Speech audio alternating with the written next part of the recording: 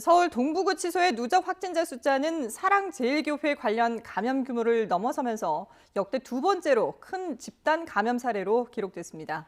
어제 진행했던 7차 전수검사 결과가 조만간 나올 것으로 보여서 감염 규모가 더욱 커질지 주목되고 있습니다. 서울 동부구치소에 나가 있는 취재기자 연결합니다. 정현우 기자. 네, 서울 동부구치소에 나와 있습니다. 네, 어제 서울 동부구치소에서 7차 전수검사가 진행됐는데 결과는 아직 안 나왔습니까?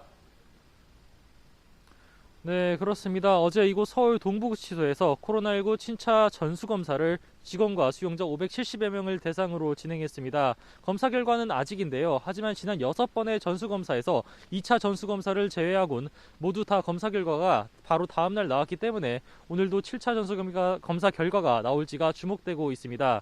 지난번 6차 전수검사 때는 600여 명을 검사를 했는데 70명이 확진 판정을 받아서 이번 전수검사에서도 두 자릿수 확진이 계속 이어질지가 관건입니다. 지금까지 파악된 서울 동부구치소 관련 확진자 숫자는 가족과 지인까지 포함해 모두 1,180명입니다.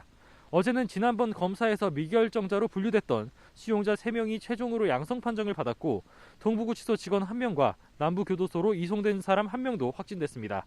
지난해 8월 대규모 감염이 있었던 사랑제일교회 확진자 숫자 1,173명을 넘어선 역대 2위 규모를 서울 동부구치소 관련 감염이 기록하고 있습니다.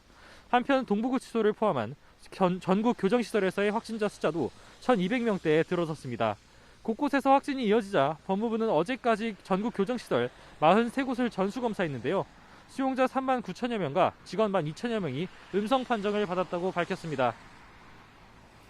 네, 그 밖에도 수도권 집단 감염 사례가 계속 들려오고 있는데요. 이 소식도 정리해 주시죠. 네, 그렇습니다. 국내 신규 발생 확진자 가운데 70%가 수도권에서 나오는 추세는 계속해서 이어지고 있습니다. 오늘 0시를 기준으로 서울, 경기, 인천 지역에서 나온 확진자 숫자는 모두 421명입니다.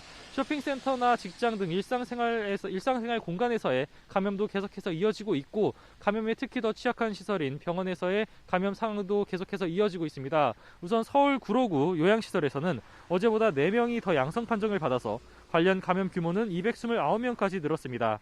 지난 3일 종사자 가운데 첫 확진자가 나온 수원시 병원에선 10명이 추가로 확진됐습니다.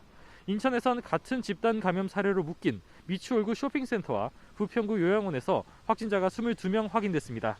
그 가운데 쇼핑센터 관련 확진이 8명, 요양원 관련이 14명입니다.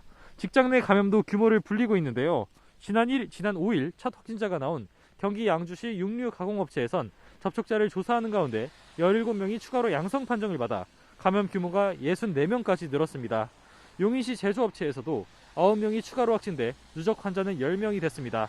이렇듯 일상생활 감염이 이어지는 가운데 경로를 알 수 없는 확진 비율이 25%를 넘는 점이 우려스러운 대목으로 보입니다. 지금까지 서울 동부구치소 앞에서 YTN 정현우입니다.